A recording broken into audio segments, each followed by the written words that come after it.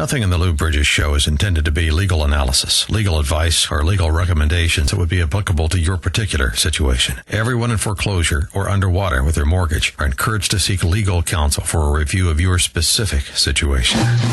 Welcome to the weekly broadcast of the Lou Bridges Show, telling the truth about the foreclosure crisis and the greatest financial crime spree in history. Are you in foreclosure, at risk of foreclosure, or underwater with your mortgage? Do you know someone who is? Every week on this show, you'll get real answers from a real attorney.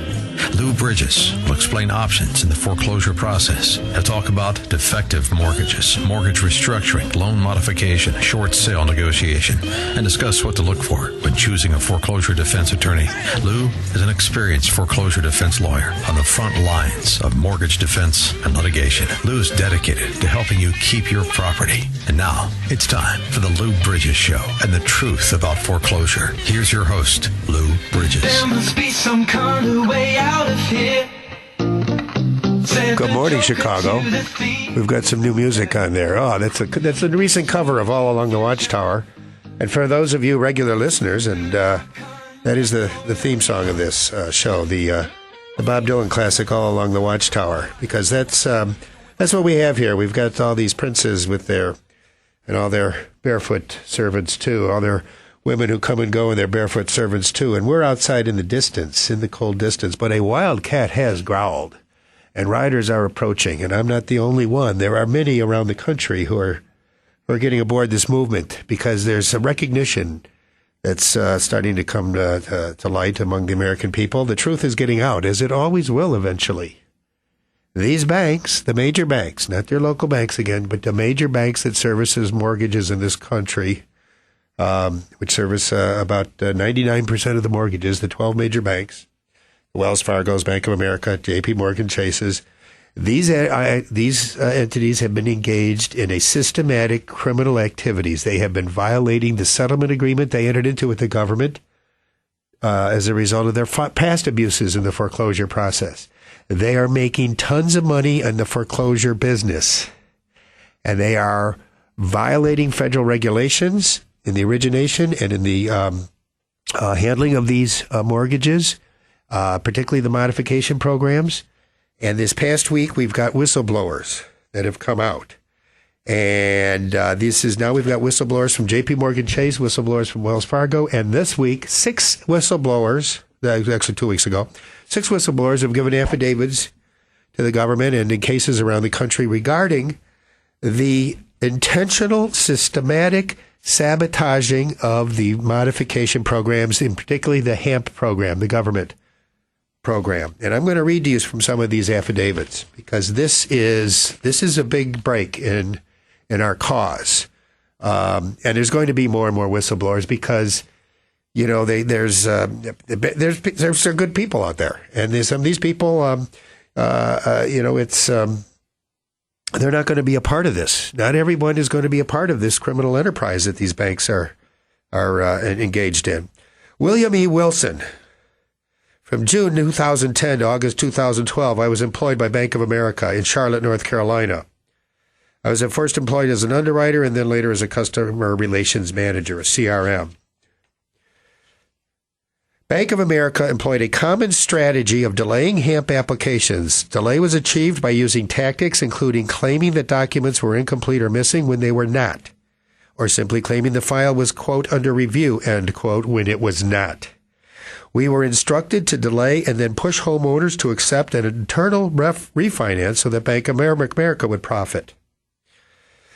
Upon joining the newly formed case management department, I began to experience what Bank of America termed a blitz. Approximately twice a month, Bank of America would order that the case managers and underwriters clean out the backlog of HAMP applications by denying any file in which the financial documents were more than 60 days old. The documents were more than 60 days old because nobody had looked at the documents. During a blitz, a single team would decline between 600 and 1,500 modification files at a time for no reason. In reality, these justifications were untrue. I personally reviewed hundreds of files in which the computer system showed that the homeowner had fulfilled a trial period plan and was entitled to a permanent loan modification, but nevertheless was declined. The delay and rejection programs within Bank of America were methodically carried out under the overall direction of Patrick Carey, a vice president who oversaw the entire Eastern region's loan modification process. Employees who challenged or questioned the ethics of Bank of America, the Bank of America's practice of declining modifications for false and fraudulent reasons, were often fired. There was an extremely high turnover. Simon Gordon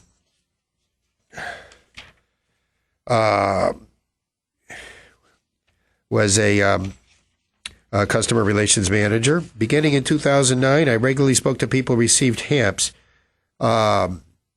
We were told to lie to customers and claim that Bank of America had not received documents it had requested and that it had not received trial payments when in fact it had. We were told that admitting the bank received payments would open a can of worms, since the bank was required to underwrite the loan modification within 30 days of receiving the documents, and it did not have sufficient underwriting staff to complete the underwriting at that time. On and on, this goes on. And the bottom line is, what we've been saying all along is that the banks have been sabotaging. I've got 6 affidavits here, over and over, very detailed, specific, which we are going to post on our website and you can look at. By the way, the website, I want to thank everyone, website for the show. Facebook.com/TheLouBrydgesShow. I'm sorry, I was in such a rush to get into this and to communicate this to the public. I forgot to introduce my wingman, Mike Main. Hello, Chicagoland. Mike is just back from a trip in Disneyland, and I'm cured. Mike, yeah. We'll post these. We'll post these along with some of my comments in my blog that we're starting. But it's what we've been saying all along. The banks, and this isn't just Bank of America. It's Chase, it's Wells Fargo, it's all of them. And, for those of you out there who have applied for a loan modification, I know you're saying, really? Tell me all about it. Boy, you're really coming up with some news, Lou. Something I didn't know. Tell me something I didn't know. Because you did know. And we have experiences too. But the thing is what we've done in our firm, my partner Scott O and I, is we put together a program where we can basically force the banks to take a modification. Now, I do want to emphasize that a modification, if you're underwater in your mortgage, a modification without a restructuring, that is a reduction of principal balance, is probably not a good deal. There are circumstances, particular circumstances that you and your family may be in that would be something that is the best deal for you to do under the circumstances, under your particular circumstances. But generally speaking, a modification by itself without a principal reduction, that called a restructuring, if you're underwater, is not a good deal. But we are getting modifications with restructurings. Last week we got 3, one with a $100,000 principal reduction, another with an $80,000, and another with a $40,000. Our entire objective isn't necessarily just to defend a foreclosure lawsuit. A lot of the clients who come to us are not even in foreclosure yet. They're current on their mortgage, but they're just overpaying on their mortgage because they're underwater. So what we do is we apply for the modifications with restructuring, and we do not allow the banks to sabotage the modification process because we have paralegals and attorneys supervising them that know the specifics of each modification program, from HAMP to the Illinois Hardest Hit to all of them and all the particular bank ones. And we have the settlement agreement that they entered into in which they agreed to process these applications for modification and to consider them according to set criteria. And we know the criteria.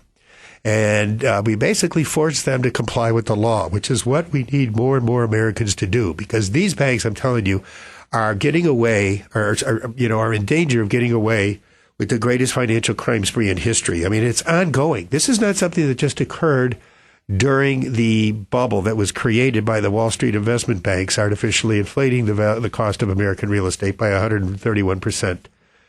The banks have always been a part of it because they were going to be the servicers, and banks charge $300 per file for servicing a mortgage in foreclosure and $10 for a performing one.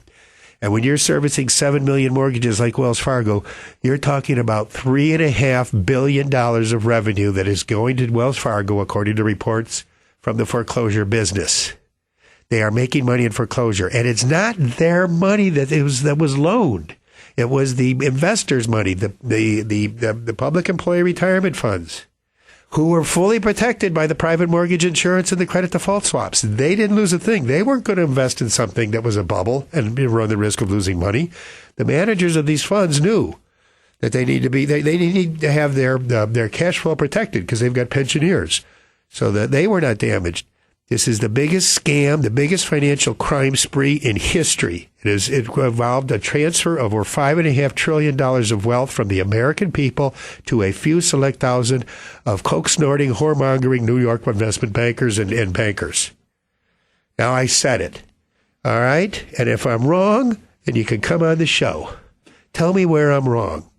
We're going to take a break for sports and weather now. We're going to come back and we're going to really tell you what I think. I'm going to really tell you what I think about all this. Because this is something where the American people need to wake up and need to start doing something about it. And there are people around the country. If you joined our website, we have a lot of connections. Mike's going to give you our website information before we break. Go, Facebook.com/TheLouBrydgesShow. That's Bridges with a Y. And 224-513-1231. We'll be happy to help you there. You can also check our corporate page at Fight Illinois Foreclosures.com.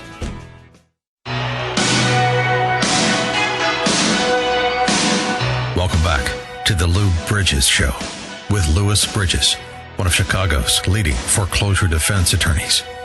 Here's Lou to tell you what to look for when hiring a foreclosure defense attorney and how to avoid being conned on AM 560. The Answer. Welcome back to the Lou Bridges Show. We took a break over the 4th of July weekend, and so those of you who listened, you saw it was an encore. We call it an encore presentation. It was just put together tapes of prior shows, and we're glad to be back now. And again, we want to thank you for all the support. The Facebook page is, I guess, between all the people, we're reaching some, 60,000 people or something. Yeah, there's only 120 likes, but they seem to be sharing it and spreading the word. So that's good, because this is all about spreading the truth, because that's what needs to happen. And this could be an opportunity in America for the people to stand up, and we're not going to take this anymore. And there's some politicians out there. Lisa Madigan is doing what she can as part of the Attorney General's. Eric Schneiderman is doing yeoman's work out in New York, filing lawsuits against the banks for breaking the settlement agreement. But it all comes down to the land, and it's something that Thomas Jefferson, and we do not go through any show without reading the Thomas Jefferson warning that he gave, that he left for us. And I think he was particularly leaving it for this generation of Americans. Now, Thomas Jefferson wrote that the banking institutions are more dangerous to our liberties than standing armies. If the American people ever allow private banks to control the issue of their currency, the corporations and the banks and the corporations that will grow up around them will deprive the people of all their property until their children wake up homeless on the continent their forefathers conquered. And that is what is happening in this country. The banks have taken over the Office of Comptroller of the Currency, which is supposed to be the regulatory agency. The banks have taken over Fannie Mae and Freddie Mac, which is supposed to be owned by the American people. But Fannie Mae and Freddie Mac guarantees about half the loans in the country. There's about 56 million residential mortgages, and about half of them are owned or guaranteed by Fannie Mae or Freddie Mac. But they're serviced by the 12 major banks, and they are raping the government on these service fees, because they charge 30 times more for servicing a mortgage in foreclosure, which is why they push mortgages to foreclosure. Now, when we hit them with the stuff that we know, when I talk about we, I'm talking about my partner Scott I and the attorneys that we've hired and work for us and paralegals. We hit them with what's called discovery, interrogatories, requests for production of documents, as well as requests to admit. But we do so based on a thorough investigation by a mortgage industry specialist. Used to be called an auditor. It's somebody in the mortgage industry who has done two types of investigations: a forensic investigation in which he's examined everything associated with the solicitation, application, processing of the application, servicing of the loan. And then what's called a securitization investigation, in which he examines all the transfers that are part of the securitization process. And what we find are inconsistent, what we find is fraud, and just a whole slew of unlawful activity in the origination, misrepresentations, failures to disclose information, false promises, everything that are just violations of law, which lead to affirmative defenses, which are known as unlawful inducement, deceptive inducement, fraud in the inducement, and as well as counterclaims such as consumer fraud and also violations of the Fair Debt Collection Practices Act and Fair Debt Credit Reporting Act. This gives us the leverage We're not going to litigate this case forever, but we're not going to lose the house. As long as we prevent the foreclosure, we're winning because you're staying in the house. And the bank is going to have to deal with us. And the way they deal with us is we've got at the same time, we've got a whole slew of people that are, inundating them with the applications for modification with restructuring and making them comply with all the federal regulations regarding the processing of those applications. That's the strategy. It's a broad front strategy. I'm a big reader of history, and those of you who read history, Eisenhower in World War II insisted on a broad front strategy. Patton wanted to do an end run from the south, which probably would have worked. Montgomery wanted to do his end run from the north, which didn't work at Arnhem. But Eisenhower insisted on a broad front approach because eventually you're going to overwhelm them. And that's what our approach is that we're going to, if necessary, defend a foreclosure lawsuit by hitting with discovery. As long as there is outstanding discovery in a lawsuit, the lawsuit cannot proceed. You cannot proceed to a summary judgment as long as there's outstanding discovery. And there's always going to be outstanding discovery because guess what? They can't answer the questions that we ask. They don't have the wherewithal to answer, and the answers are such that if they did answer, the case would very likely be dismissed because we find through our investigations that the vast majority of the securitized mortgages, which is about half the mortgages in this country, experience what is called failed securitization. They were not properly transferred into the trust. Now, this gets very complicated from a legal standpoint and from trust law and securities law, but if they weren't properly transferred into the trust, guess what? They weren't transferred into the trust because the trust can only do what it's legally empowered to do. The purported transfer into the trust is void. Doesn't mean that there's not a mortgage and a note that exist, but it means that the party that is sued to foreclose doesn't own that note and mortgage. And if they don't own that note and mortgage, they have attempted to collect a debt which they are not owed to them, which subjects them to liability under the Fair Debt Collection Practices Act and the Fair Debt Credit Reporting Act, which we're all willing to bring. But the ultimate goal is a fair mortgage. I had a client today said, I don't want anything more than a fair mortgage based on the true fair market value of the property. And that's what we're out to get. And what we use is the truth. And because we have the truth in our arsenal, the bank may say you're beating there's no way you can fight these banks, Lou. These banks have all the money, they have all the power. No, we have the truth. They are the ones that are undermanned, overmatched, because we have the truth. And we will keep insisting on presenting the truth in court, and we will demand that they produce the truth, and we will hit them with counterclaims, discovery, request to admit, and everything until we get a fair mortgage based on the true fair market value of the property.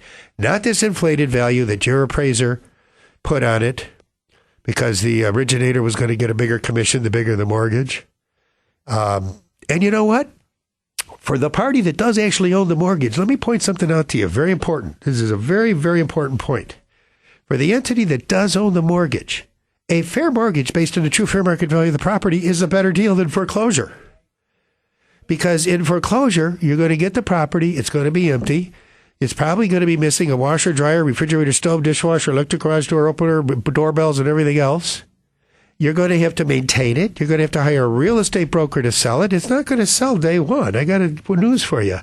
It may not sell for a year or two. You're going to have to continue to pay the taxes, to cut the grass.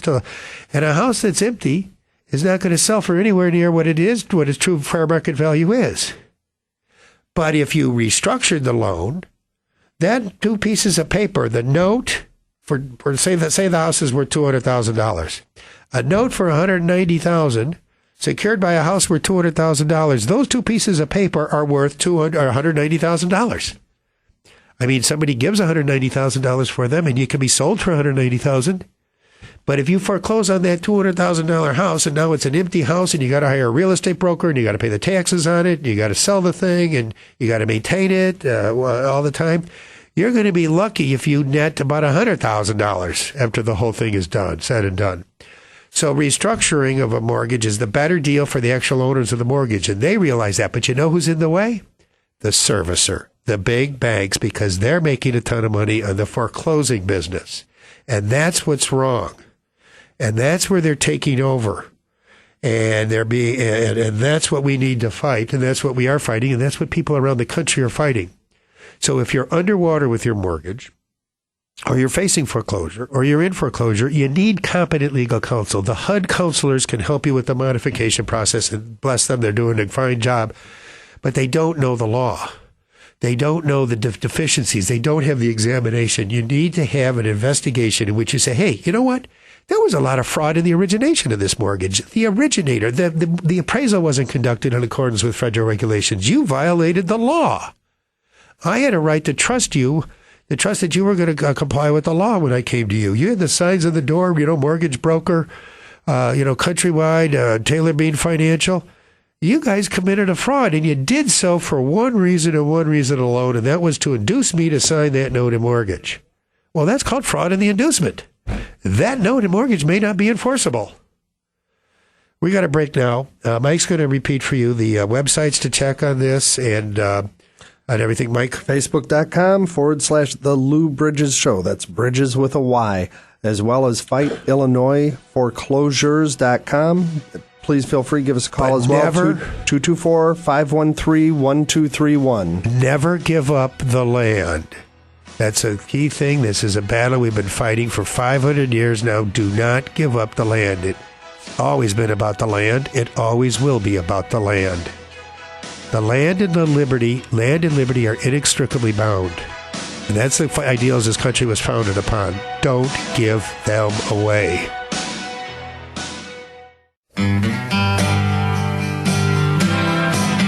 Louis Bridges of the law firm Bridges & O & Associates, one of the leading foreclosure defense firms in the Chicago area, rejoins you now on the Lou Bridges Show. Here's Lou on how you might avoid foreclosure and deal with a mortgage that's underwater. If you could afford the fair market, if you could afford a 2 or 3 or 4% mortgage based on the true fair market value of your property, or if you would be saving money by having a mortgage based on the true fair market value, then you probably should see a foreclosure defense attorney. But there are a lot of scam people out there. There are a lot of people claiming that they can get modifications. The Attorney General is doing a fine job going after them, and we applaud those efforts because we're in that business. And anybody who's in that business who's part of a scam operation or not delivering what they say they can deliver is bad for our business. We want nothing but quality people in there, quality attorneys. There's a lot of attorneys out there that are claiming to be overnight wonders. And so if you're interviewing, if you're thinking of hiring an attorney to help you negotiate a loan modification or a restructuring if you're underwater, or you need an attorney to defend you in a foreclosure, you need to ask them first, do you know what an audit is? What's a securitization audit? What's a forensic audit investigation? What are affirmative defenses? What type of affirmative defenses do you plead? What type of discovery do you undertake? And do you have a loan modification department or personnel, paralegals that handle that process and just continually process and comply with all the regulations for all the potential modification programs? What's a restructuring? Is a modification if I'm underwater, is a modification really a good deal? These are the questions that you should be asking. Now, we will always give the names of other good foreclosure defense attorneys, and I'm going to maybe start talking to them and giving their names over the air because it doesn't do us any bit of good for people to be hired by somebody who doesn't know what they're doing. And there are people out there that don't know what they're doing. They make stupid arguments in court, which causes all of us to lose credibility in front of the judges. The judges very quickly recognize who are the ones that really know what they're doing and who are the ones that are just pretenders. And but it doesn't do the public any good. Most of our clients, a lot of our clients come from are represented by other lawyers. We had a client today that hired some outfit to get a modification for him and paid him $4,200. You should not be paying anybody up front just to apply for a modification. You could pay a lawyer to negotiate a restructuring and modification or to defend a foreclosure lawsuit or to engage or to initiate what's called a strategic default, which is a very real strategy, one that is commonly used in the commercial field. In the commercial foreclosure field is if you're underwater and you're paying more for the property than it's worth, if you're $100,000 underwater, I got news for you. You're paying almost $1,000 a month more than you should be. You're paying $300,000 over the life of the mortgage more than you should, and you're paying 360 payments. That comes to almost $1,000 a month. So if you're underwater, what we do is we say, we're not going to default. We want this restructured.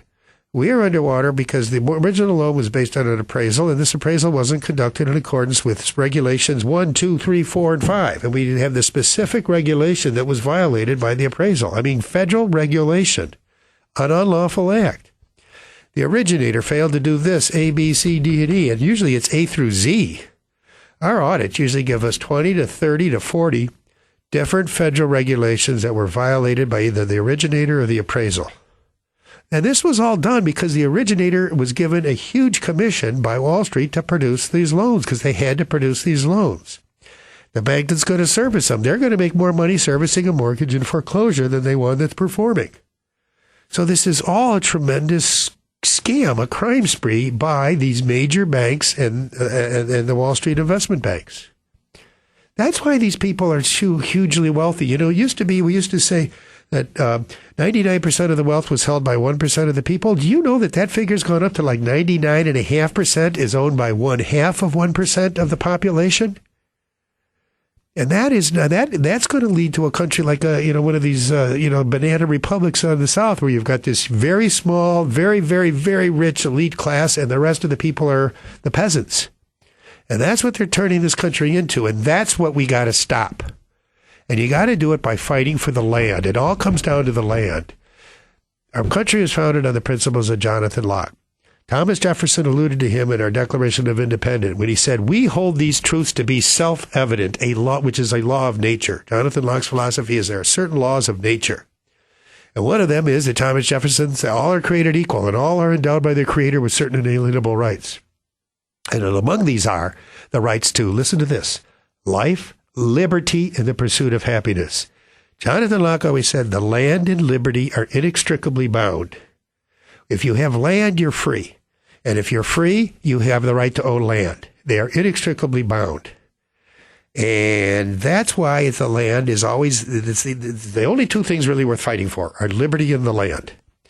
You know, all other things are just about money and all that other. The land and liberty, that's if you've got the land and you've got liberty. If you've got liberty, you've got land.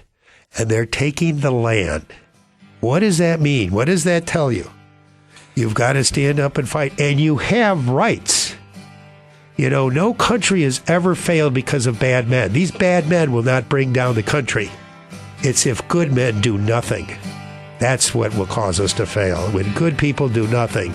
Facebook.com/The Lou Bridges Show. That's Bridges with a Y. 224-513-1231. 224-513-1231. Give us a call. Never give up the land.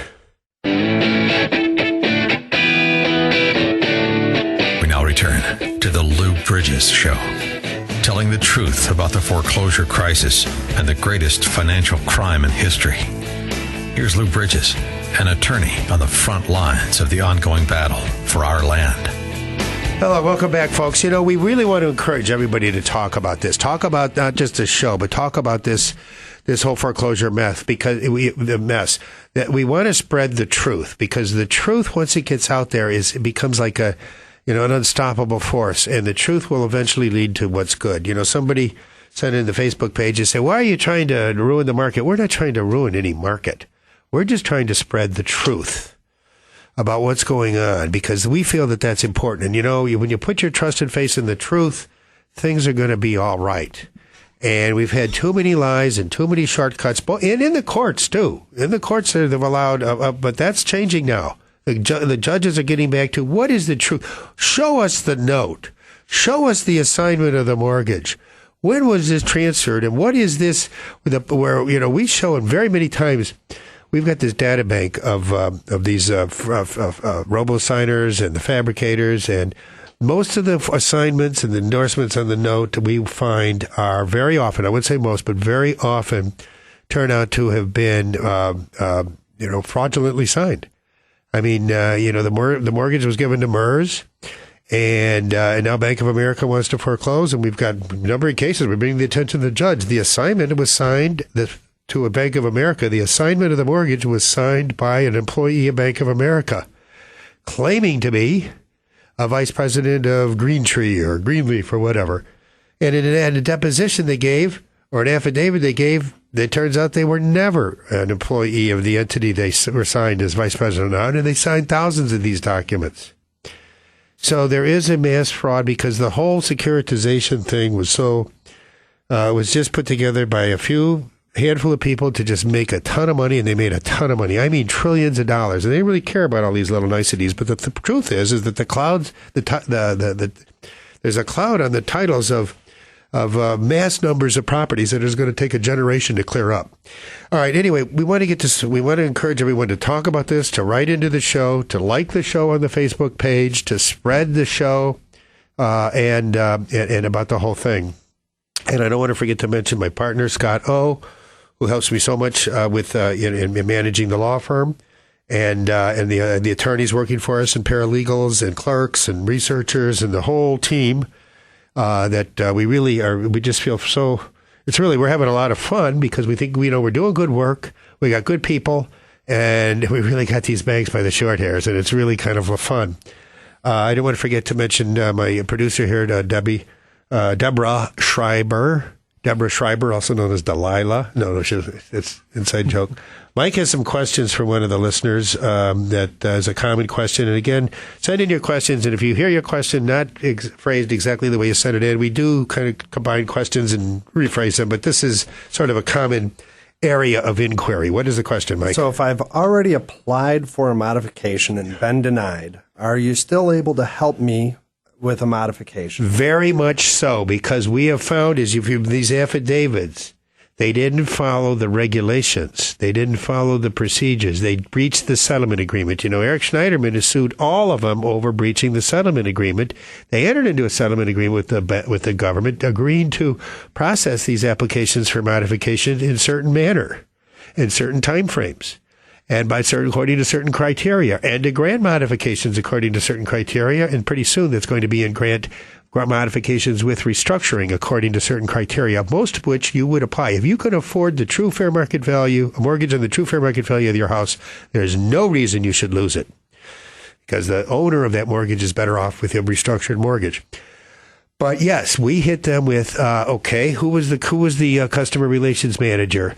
Give us the printout from the AS3000 computer. These affidavits were just a motherlode of information that we can use in our discovery and in our requests for information under what's called a QWR.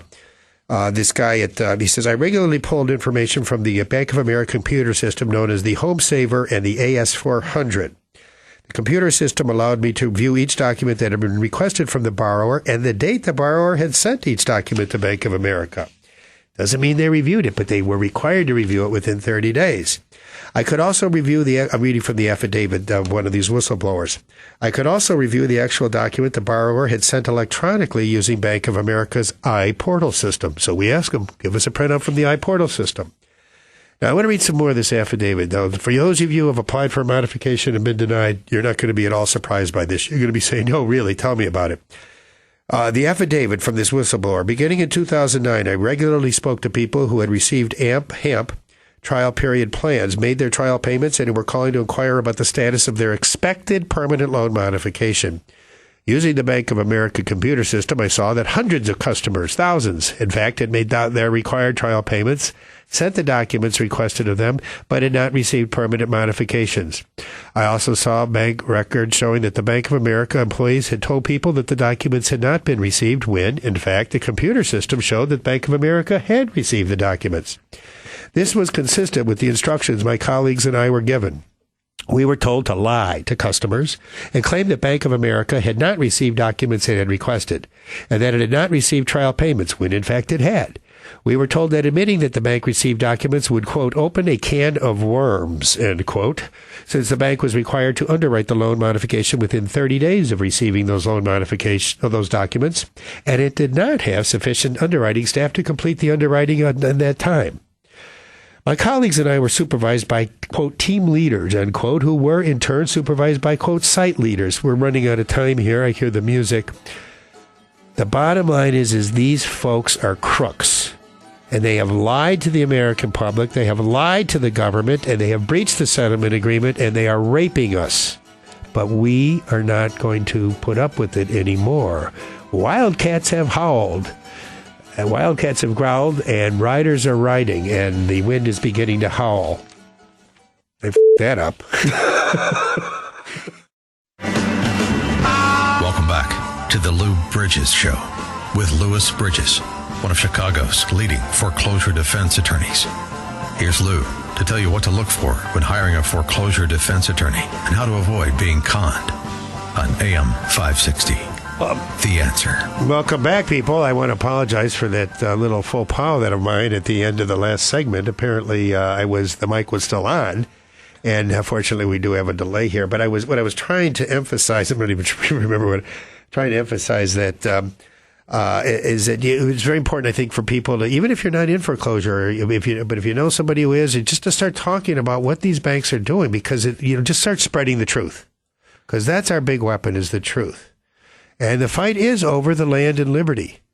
So it is, it's not like there's not something, big at stake.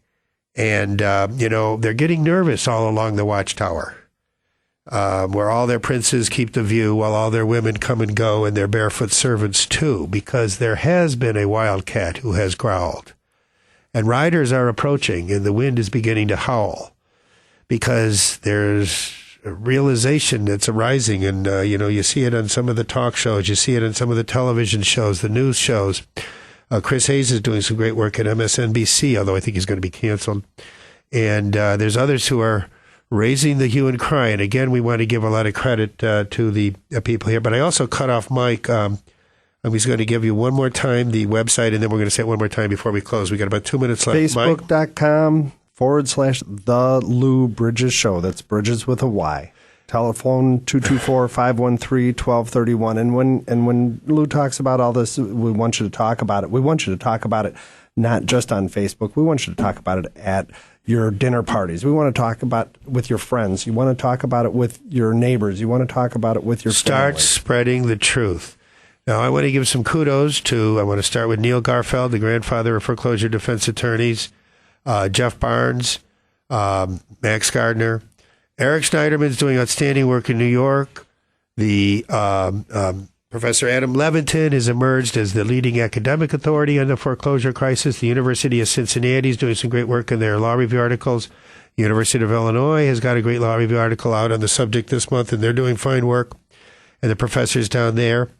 And, Lisa Madigan I'd like to see her doing, she's doing fine work in going after the modification scam artists and also getting money. And I thought that was a great gesture to give the settlement money to the recorders of deeds, because of the recorder of deeds office. It's very important to remember, we the people constituted a government.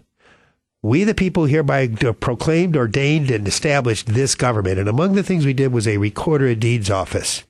And guess what? That recorder of deeds office was bypassed by these banks to the tunes of trillions of dollars in recording fees. And that's why I thought it was very appropriate for Lisa Madigan to give the money that we got from the settlement agreement to the recorder of deeds offices, because the recorder of deeds funds a lot of other government programs. That's a profit-making center of government, and it for good reason. The people that are engaged in transfers of properties pay a fee to have their property properly recorded. Anyway, this has been the Lou Bridges Show. Mike's going to read off give us a call, get us right in. And remember, never give up the land. Fight for truth and justice. If you do that, you'll never be alone. I guarantee it. 224-513-1231. Facebook.com/The Lou Bridges Show. That's Bridges with a Y. You've been listening to the weekly radio broadcast of the Lou Bridges Show with attorney Louis Bridges, telling the truth about foreclosure. Have you received threats of foreclosure? Are you in a foreclosure right now, seeking a loan modification, considering strategic default, or any other legal action? Know and protect your rights, and do not give up the land. Lou Bridges' passion is to help you keep your home and achieve your legal goals. To receive a free consultation, which may help you decide how to defend against foreclosure, understand your options, and learn what to look for in choosing a foreclosure defense attorney, call 224-513-1231. That's 224-513-1231. or visit FightIllinoisForeclosures.com. That's FightIllinoisForeclosures.com. Get real answers from a real foreclosure defense firm and discover the legal tools at your disposal. Tune in to AM 560 The Answer next Saturday morning at 8 for The Lou Bridges Show, telling the truth about foreclosure.